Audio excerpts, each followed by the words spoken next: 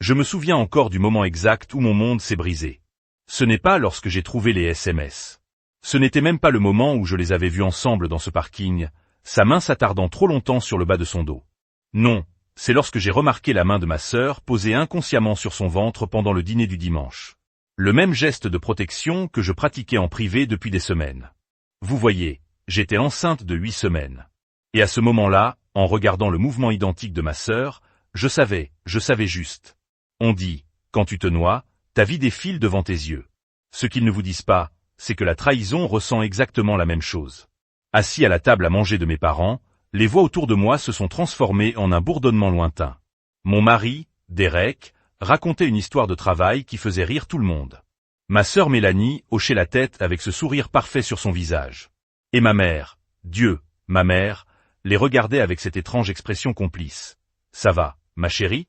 La voix de mon père m'a tiré en arrière. « Vous avez à peine touché à votre nourriture. » Tous les regards se tournèrent vers moi, y compris les leurs. Le visage inquiet de Doric, la posture soudainement rigide de ma sœur. « Je vais bien, » réussis-je à dire, j'ai juste un peu la nausée. Dernièrement, Doric m'a serré la main sous la table. Nous attendons. Les acclamations ont éclaté. Ma mère a joint ses mains avec joie. Mon père s'est levé pour me serrer dans ses bras, mais je ne pouvais pas quitter ma sœur des yeux. C'est une merveilleuse nouvelle. La façon dont elle évitait mon regard, la façon dont ses mains planaient toujours de manière protectrice sur son propre abdomen. Je me suis excusé pour aller à la salle de bain, j'ai verrouillé la porte et je me suis glissé contre celle-ci.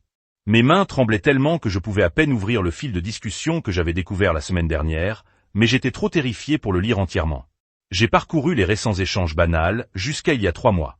Derek, nous devons parler de ce qui s'est passé, Mélanie. Rien à dire. C'était une erreur, Derek. 3 fois, ce n'est pas une erreur. J'ai pressé mon poing contre ma bouche pour ne pas crier 3 fois pendant que j'étais à cette conférence médicale à Chicago, dans notre lit, probablement le lit où nous essayions d'avoir un bébé depuis 2 ans. Un défilement supplémentaire a tout révélé. L'affaire avait commencé il y a 6 mois. À cette époque, Derek avait commencé à travailler tard. À cette époque, Mélanie était soudainement redevenue plus impliquée dans nos vies après des années de distance. Mais il y avait pire à venir, bien pire, Mélanie. Maman m'a presque surpris en train de quitter ta maison hier, Derek. Qu'est-ce que tu lui as dit, Mélanie? Que je déposais des documents. Je ne pense pas qu'elle m'a cru. Et puis, il y a à peine 8 semaines, Mélanie, je suis en retard, Derek. ¿Es-tu sûr? Mélanie, 2 semaines, ça ne peut pas arriver. Derek. Fais un test maintenant, Mélanie. C'est positif, je suis enceinte. Que allons-nous faire? Je ne pouvais pas respirer. Les murs de la salle de bain se refermaient. Ma sœur était enceinte du bébé de mon mari. Au même moment, j'étais enfin enceinte, après des années d'essais, d'injections d'hormones, d'opérations et de déceptions. Un coup à la porte m'a fait sursauter. Chérie, tu vas bien là-dedans? La voix de ma mère inquiète, mais d'une manière ou d'une autre. J'ai essuyé mes larmes, mis mon téléphone dans ma poche et me suis éclaboussé le visage avec de l'eau. J'arrive, ai-je appelé d'une voix étonnamment ferme. Quand j'ai ouvert la porte, ma mère se tenait là avec une expression que je n'arrivais pas à lire, hormones de grossesse. J'ai menti en me forçant à sourire. Elle hocha la tête, mais ses yeux étaient calculateurs. Mélanie ne se sent pas bien non plus. Ça doit être quelque chose qui se passe. Alors qu'elle se tournait pour s'éloigner, elle fit une pause. Au fait, ton père et moi pourrions avoir besoin d'aide pour payer les frais médicaux de son opération. Je me demandais si toi et Derek pourriez nous aider ce mois-ci.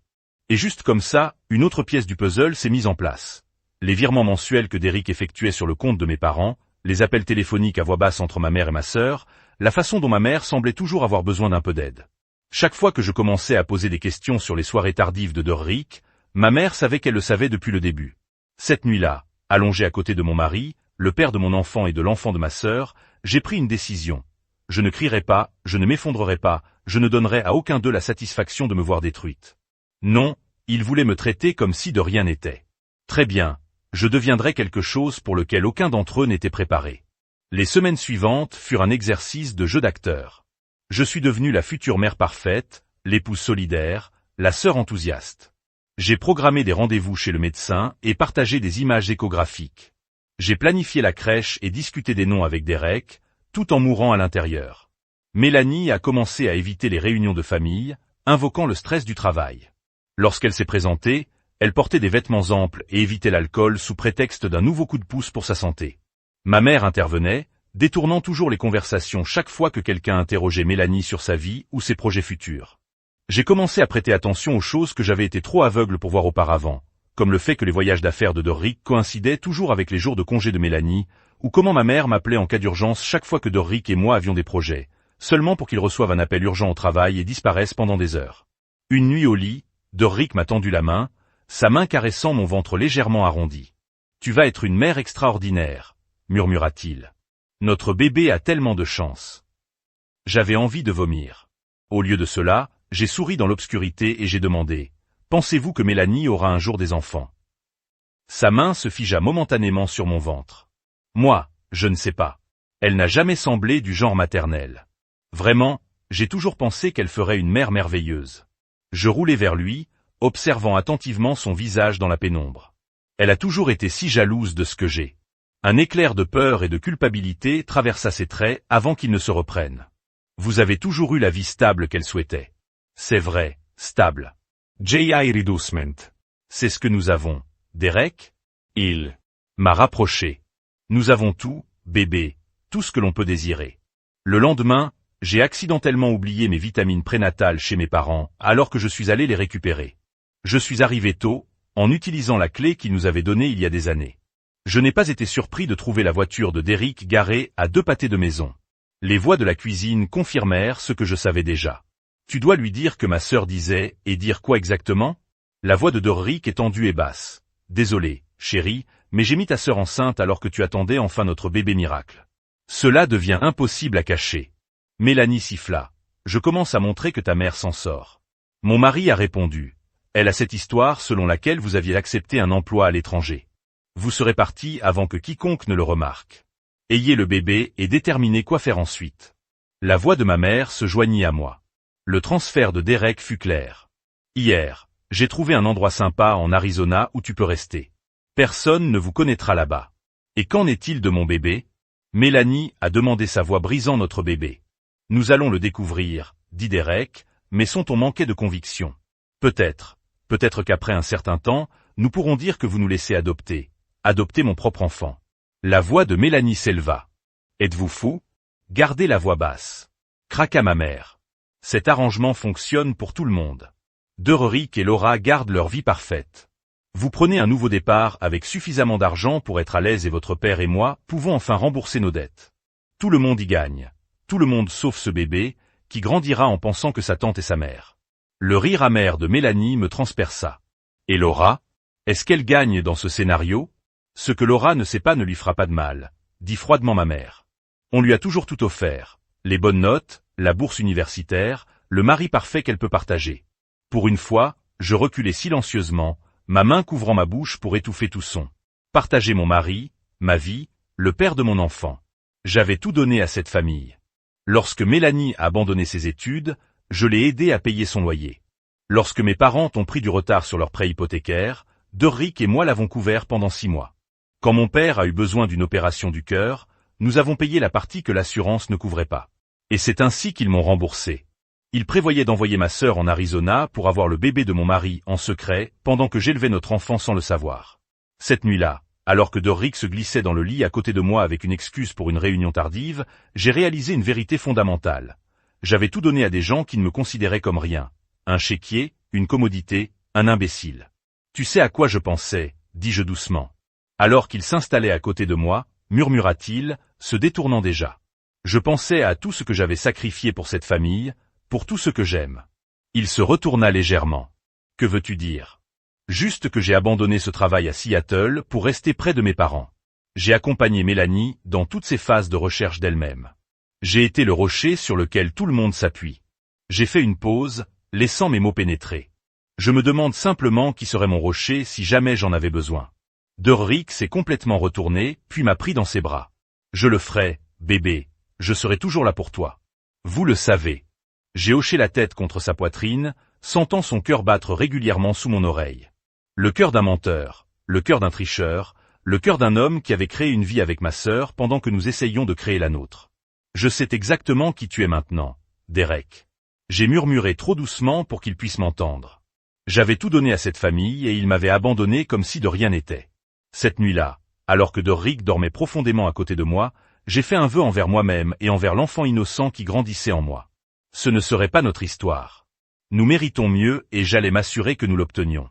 On dit que la vengeance est un plat qui se mange froid. Ce qu'ils ne vous disent pas, c'est combien de préparation faut-il pour obtenir un repas parfait. Je n'ai affronté personne, ni ma sœur, ni mon mari, ni ma mère. Au lieu de cela, je suis devenue la meilleure actrice du monde et j'ai commencé à rassembler des renseignements, comme si ma vie en dépendait. À bien des égards, c'est le cas. Tout d'abord, je devais comprendre exactement à quoi je faisais face financièrement.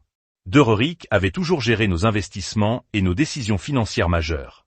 Je lui avais fait confiance en me concentrant entièrement sur ma propre carrière, pendant qu'il bâtissait son entreprise de conseil avec son père. Je pense jouer un rôle plus actif dans nos finances.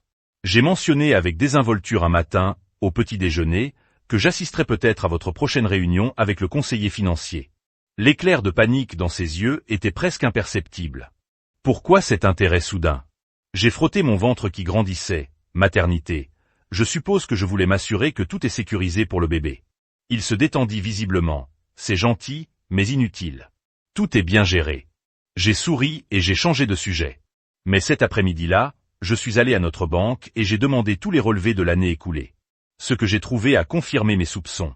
Les virements réguliers sur le compte de mes parents, qualifiés de soutien familial, ont augmenté au cours des 6 derniers mois. Des sommes importantes en espèces ont également été retirées sans objectif précis. J'ai ensuite contacté un détective privé, non pas pour suivre Derek. Je savais déjà ce qu'il faisait et avec qui, mais pour enquêter sur le cabinet de conseil de son père, où Doric était associé. Quelque chose avait toujours semblé bizarre dans leur succès soudain. Il y a 3 ans, lorsqu'ils ont décroché plusieurs contrats gouvernementaux. En attendant les conclusions du chercheur principal, j'ai repris contact avec une ancienne amie de faculté de droit, Diane, spécialisée en droit du divorce. Sous prétexte de demander conseil à un ami, j'ai appris tout ce que je devais savoir pour me protéger et protéger mes biens. Votre ami devrait tout documenter. Diane a conseillé autour d'un café, et je veux dire tout, date, heure, photo, dossier financier. Plus il y aura de preuves, meilleure sera sa position. J'acquiesçai, prenant des notes mentales. Et qu'en est-il des intérêts commerciaux partagés? Les sourcils de Diane se haussèrent légèrement. Cela peut devenir compliqué, surtout si des pratiques commerciales douteuses sont impliquées. 2 semaines plus tard, le chercheur principal a rendu son rapport. L'entreprise du père de Doric était effectivement en difficulté, de sérieux problèmes. Ils avaient fait de fausses déclarations pour obtenir des contrats gouvernementaux et faisaient l'objet d'une enquête. Une poussée de plus et tout le château de cartes s'effondrerait, ce qui expliquait pourquoi ma sœur était renvoyée avec de l'argent que nous n'avions apparemment pas. Ils se préparaient à la ruine financière et élaboraient des plans d'urgence. Cela ne m'incluait pas. Mais les informations les plus précieuses provenaient d'une source inattendue, la secrétaire de mon beau-père, Margaret. Elle avait toujours eu un faible pour moi et désapprouvait la façon dont son patron menait ses affaires. Au cours du déjeuner, j'ai affirmé que je surprenais Derek avec un cadeau d'anniversaire lié à l'entreprise. Elle a révélé que l'entreprise était secrètement à vendre à un prix de braderie. Ils sont désespérés, murmura-t-elle. L'enquête est plus avancée qu'ils ne l'admettent. Votre beau-père essaie de vendre avant que tout ne s'effondre. Cette nuit-là, j'ai appelé la seule personne en qui je savais que je pouvais avoir confiance, ma marraine, Eleanor. Elle avait été la colocataire de ma mère à l'université avant leur dispute il y a des années. Je soupçonnais maintenant que cette dispute avait quelque chose à voir avec la flexibilité morale de ma mère. Eleanor avait bâti une société d'investissement prospère et m'avait toujours dit d'appeler si jamais j'avais besoin de quoi que ce soit. Je ne l'avais jamais abordé auparavant. J'ai besoin d'acheter une entreprise, lui ai-je dit après avoir expliqué ma situation, sans que personne ne sache que c'est moi qui suis derrière cet achat. Il y eut un long silence avant qu'Eleanor ne parle. Ils vous ont fait très mal, n'est-ce pas? Plus qu'ils ne le savent, répondis-je, la main posée sur mon ventre. Alors assurons-nous qu'ils le découvrent, dit-elle fermement. Au cours du mois suivant, Eleanor a créé une société écran qui a fait une offre pour l'entreprise de mon beau-père. Pendant ce temps, j'ai ouvert des comptes bancaires séparés et j'ai commencé à transférer une partie de mes économies, en prenant soin de laisser nos comptes conjoints paraître normaux. J'ai aussi découvert quelque chose qui a mis tout en place. Ma sœur avait toujours été secrètement amoureuse de Derek, même lorsque nous sortions ensemble à l'université. Mes anciens journaux contenaient des entrées sur son comportement étrange avec lui, des commentaires qu'elle avait faits sur la manière dont elle avait tenté de saper notre relation. Je l'avais alors considérée comme une rivalité fraternelle. Maintenant, Je le voyais pour ce qu'il était, une obsession d'une décennie, et ma mère l'avait permis, encouragé même toutes ces fois où elle avait suggéré que j'étais trop concentré sur ma carrière pour être un bon partenaire pour Derek. Les critiques subtiles de mes choix tout en louant l'esprit libre de Mélanie, les commentaires pointus sur le fait que Derek avait besoin de quelqu'un qui le fasse passer en premier. Il préparait le terrain depuis des années. À l'approche de Noël, mon plan s'est cristallisé. Le dîner familial annuel du réveillon de Noël, toujours organisé chez mes parents, serait le cadre idéal. D'ici là, je serais enceinte de 6 mois. Mélanie en montrerait trop pour le cacher et la vente de l'entreprise serait finalisée. Une semaine avant Noël, Hélène Lanard m'a appelé pour lui annoncer la nouvelle. C'est fait. Vous détenez désormais 76% d'Hamilton Consulting. Ils ne savent pas que c'est toi. Tout ce qu'ils savent, c'est qu'une société de capital investissement appelée Phoenix Rising a acquis une participation majoritaire. J'ai souri au nom que nous avions choisi ensemble. Phoenix renaît de ses cendres. Le même jour, le détective a remis son rapport final, comprenant des photos de surveillance de Derek et Mélanie ensemble, des relevés bancaires montrant tous les transferts, et le plus accablant de tous, des enregistrements d'appels téléphoniques entre ma mère et Derek discutant du plan Arizona. La dernière pièce s'est mise en place lorsque j'ai rendu visite à mon obstétricien gynécologue pour mon examen régulier. Après avoir confirmé que ma petite fille était en bonne santé et se développait parfaitement, j'ai posé la question que je redoutais. Docteur Hansen, est-il possible de déterminer la paternité avant la naissance? Pour des raisons médicales? Bien sûr, elle m'a regardé attentivement. Êtes-vous préoccupé par les problèmes génétiques? Oui, j'ai menti. Il y a des antécédents familiaux qui m'inquiètent. Elle a expliqué le test de paternité prénatale non invasif, une simple prise de sang qui permet de confirmer la paternité avec une précision de 99,9% sans aucun risque pour le bébé. 2 jours avant Noël, les résultats sont arrivés dans mon email privé. Je me suis assis dans ma voiture sur le parking de l'hôpital, les mains tremblantes lorsque j'ai ouvert l'accessoire. Le test a confirmé ce que je soupçonnais mais que je craignais d'avoir avec certitude. Derrick n'était pas le père de mon bébé. Le timing était logique. Les semaines où Derrick travaillait tard avaient coïncidé avec un voyage d'affaires que j'avais effectué. Pendant ce temps, j'avais repris contact avec un ancien collègue, Marc. Rien ne s'était passé à part un baiser ivre que j'avais immédiatement regretté et avoué à Derek. À mon retour, il m'avait pardonné instantanément. Trop instantanément, je réalisais maintenant, parce qu'il avait couché avec ma sœur. L'ironie était à couper le souffle. Derrick avait été très préoccupé par la grossesse de Mélanie, sans jamais remettre en question sa propre paternité de l'enfant que je portais. Il avait assumé mon fidèle dévouement tout en me trahissant de la pire des manières. Alors que j'étais assis dans ce parking, quelque chose en moi s'est durci et résolu. Pendant des mois, j'avais rassemblé des preuves, élaboré des plans, préparé la guerre, tout en faisant comme si tout était normal. J'avais souri lors des dîners de famille pendant que ma sœur portait l'enfant de mon mari. J'avais embrassé Derek pour lui souhaiter une bonne nuit, sachant qu'il avait été avec elle des heures plus tôt. Mais alors que je posais ma main sur mon ventre, sentant ma fille donner un coup de pied, je savais avec une certitude absolue que le réveillon de Noël serait la dernière représentation de ma vie et que ce serait une sacrée finale. La veille de Noël est arrivée avec une neige parfaite tombant devant la maison coloniale de mes parents. J'avais passé des heures à me préparer, mes cheveux coiffés en vagues douces, une robe de maternité bordeaux ajustée qui mettait en valeur mon ventre, un maquillage subtil qui mettait en valeur mes yeux. Si c'était mon dernier acte. Dans ce drame familial, je voulais être à mon meilleur. Tu es magnifique, a déclaré Derek. Alors que nous entrions dans l'allée de mes parents, il se pencha pour m'embrasser sur la joue, sa main reposant brièvement sur mon ventre. Tout le monde va être tellement excité de te voir. Ta mère a dit que Mélanie est enfin de retour de son voyage d'affaires. J'ai souri. Je suis excité de la voir aussi. Cela fait trop longtemps. La maison était décorée comme elle a toujours été, le goût parfait de ma mère, évident dans chaque couronne, guirlande et ornement. Des chants de Noël jouaient doucement en arrière-plan tandis que mon père prenait nos manteaux et ma mère nous serrait tous les deux dans ses bras, son étreinte se raidissant légèrement quand elle m'atteignit. « Tu deviens si grand !» elle s'exclama-t-elle, les yeux tournés vers l'escalier. Mélanie vient juste de se rafraîchir. Elle sera descendue dans 1 minute. La table de la salle à manger était dressée avec les verres en cristal de porcelaine de ma grand-mère qui captaient la lumière du lustre.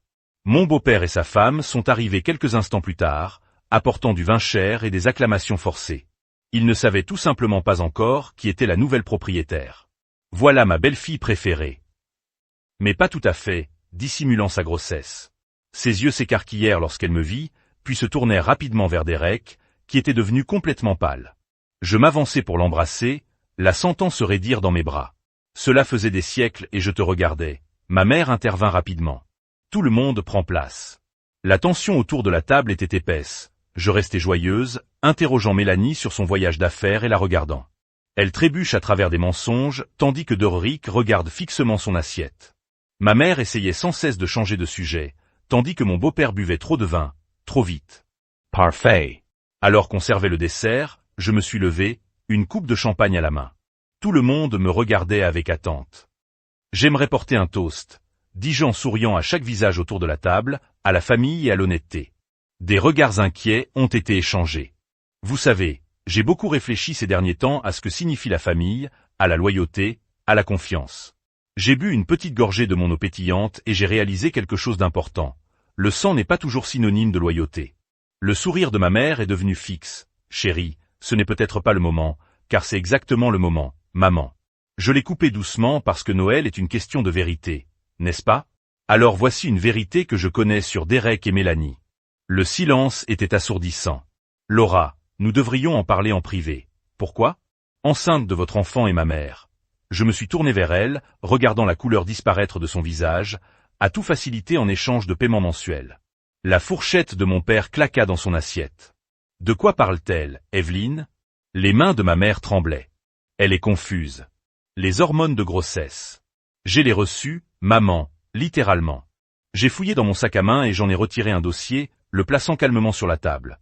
Des relevés bancaires montrant les virements de notre compte vers le vôtre, des relevés téléphoniques, des SMS, et même des conversations enregistrées plutôt intéressantes sur l'envoi de Mélanie en Arizona pour accoucher en secret. Mon beau-père s'est levé brusquement.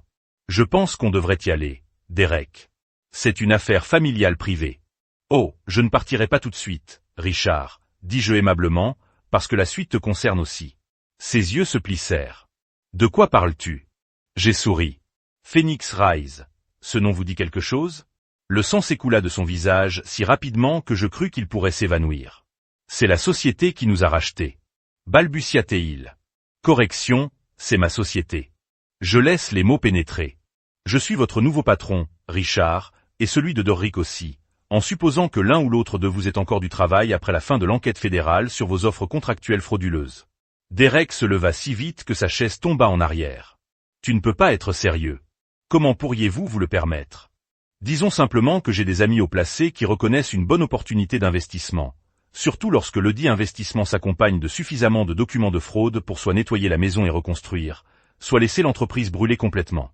Je me suis tourné vers mon mari. Votre choix, vraiment. Mélanie se mit à pleurer, ses mains tenant son ventre. Je n'ai jamais voulu que cela arrive. Elle sanglotait. Oui, vous l'avez fait. J'ai répondu calmement.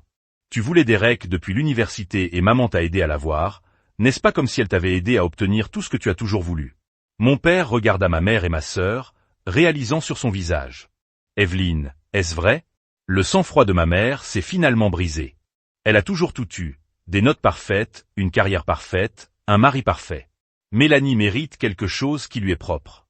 Alors tu m'as vendu. J'ai dit doucement, ta propre fille, nous allions prendre soin de toi. Intervent Derek Desesperment. Tu ne l'aurais jamais su. Et ça rend les choses meilleures. J'ai ri d'un ton vide d'humour, que vous alliez tous continuer à me mentir pour le reste de ma vie. J'ai posé ma main sur mon ventre et senti ma fille donner un coup de pied, comme si elle était d'accord. Eh bien, voici quelque chose qu'aucun de vous ne sait. J'ai continué. Ce bébé n'est pas celui de Derek. Le visage de Derek se tordit. De quoi parles-tu? Bien sûr, elle est à moi. J'ai glissé un autre morceau de papier sur la table. Le test de paternité dit le contraire. Tu te souviens quand j'ai avoué avoir embrassé Marc pendant mon voyage à Chicago? Eh bien, c'était un peu plus qu'un baiser, et même si je l'ai immédiatement regretté, il semble que l'univers ait le sens de l'humour. L'air de trahison sur le visage de Doric m'a presque fait rire. L'hypocrisie était à couper le souffle. Voici donc ce qui va se passer. J'ai dit en me redressant, je demande le divorce. Demain, je prendrai le contrôle de Phoenix Rising et réaliserai un audit complet de Hamilton Consulting. Quiconque souhaite conserver son emploi coopérera pleinement à l'enquête fédérale. Je me suis tourné vers mes parents. Les mensualités ont cessé. Aujourd'hui, vous devrez résoudre vous-même vos problèmes financiers. Finalement, j'ai regardé ma sœur. Quant à toi, Mélanie, tu es la bienvenue chez Derek.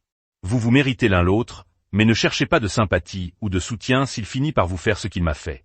J'ai rassemblé mon sac à main et mon manteau. Le silence autour de la table était absolu. Joyeux Noël à tous. Considérez ceci comme mon cadeau pour vous tous, la vérité. Alors que je me dirigeais vers la porte, mon père m'a appelé, « Laura, attends, où vas-tu » Je me retournai une dernière fois, regardant la famille qui m'avait si complètement trahi. Je rentre à la maison, papa, pour recommencer à construire une vie où je suis valorisé, pas exploité, où la loyauté signifie quelque chose. J'ai posé ma main de manière protectrice sur ma bosse. Ma fille mérite mieux que cette famille, et moi aussi. La porte se referma derrière moi avec un clic satisfaisant, étouffant le chaos qui éclatait à l'intérieur. Alors que je marchais vers ma voiture à travers la neige qui tombait doucement, j'ai ressenti quelque chose auquel je ne m'attendais pas, la paix. Il m'avait traité comme rien, mais j'étais devenu tout.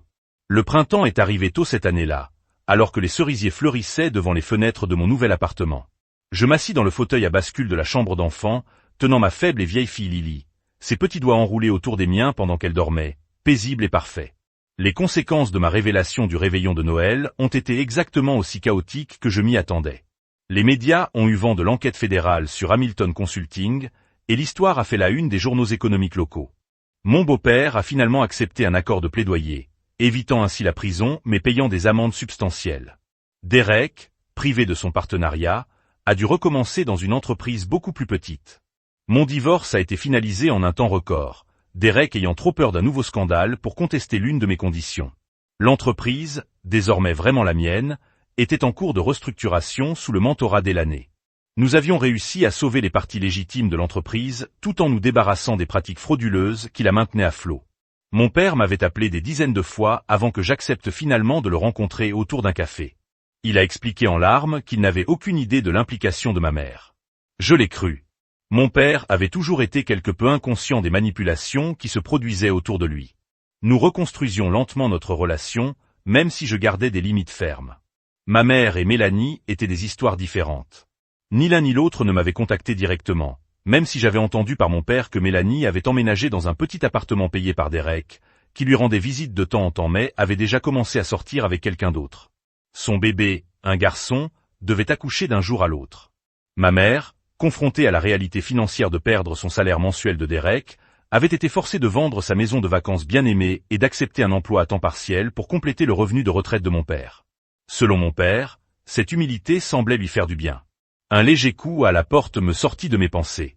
Marc se tenait là, 2 tasses de thé à la main. « Je pensais que tu pourrais avoir besoin de ça », murmura-t-il, faisant attention à ne pas réveiller Lily. Nous nous étions reconnectés correctement. Après ma séparation d'avec Derek, la culpabilité que nous ressentions tous les deux suite à notre indiscrétion d'une nuit s'était transformée en conversations honnêtes, puis en amitié et finalement en quelque chose de plus profond. Il avait été là tout au long de ma grossesse, ne demandant rien, offrant tout. « Comment vont mes filles ?» a-t-il demandé en posant le thé et en s'agenouillant à côté du fauteuil à bascule. « Nous sommes parfaits, » répondis-je en le regardant caresser doucement la joue de Lily avec un doigt. Éléanore, avec une mise à jour sur notre dernière acquisition, une entreprise de médias en difficulté, nous étions en train de restructurer. « Les affaires peuvent attendre », a déclaré Marc, remarquant mon regard au téléphone. « Vous êtes toujours censé être en congé de maternité, patronne, madame. » J'ai souri. La vérité était que j'ai adoré mon nouveau rôle et la reconstruire en quelque chose de fort et d'éthique. Chaque succès était une preuve supplémentaire que j'étais plus que ce à quoi ma famille avait essayé de me réduire. « Sœur hier », Marc a dit prudemment, mon corps s'est tendu. Que voulait-elle? Excuser? Elle a demandé si elle pouvait te voir. Rencontres Lily. Il a observé mon visage de près. Je lui ai dit que je lui transmettrais le message, mais la décision t'appartenait entièrement. J'ai regardé ma fille, son visage si paisible dans son sommeil. Peut-être un jour, dis-je enfin, mais pas encore. Elle doit d'abord comprendre sa propre vie, sans que je nettoie ses dégâts. Marc hocha la tête avec compréhension dans ses yeux. Il ne m'avait jamais poussé à me réconcilier avant que je sois prêt. Plus tard dans la nuit, avec Lily endormie dans son berceau et Marc somnole à côté de moi, j'ai pensé à quel point tout s'était passé différemment de ce que j'avais prévu. Il y a 1 an, je vivais ce que je pensais être la vie parfaite, avec un mari qui, selon moi, m'aimait, entouré d'une famille en qui j'avais entièrement confiance. La perte de ces illusions avait été dévastatrice, mais à leur place, quelque chose de plus fort s'était développé. Une vie construite sur la vérité plutôt que sur la commodité, des relations basées sur le respect mutuel plutôt que sur l'obligation, une fille qui grandirait en sachant que sa mère n'était pas quelqu'un qui pouvait être rejeté ou remplacé. Mon téléphone s'est allumé avec un texto de mon père. Je pense à toi et Lily ce soir. Fier de la mère que tu es devenue.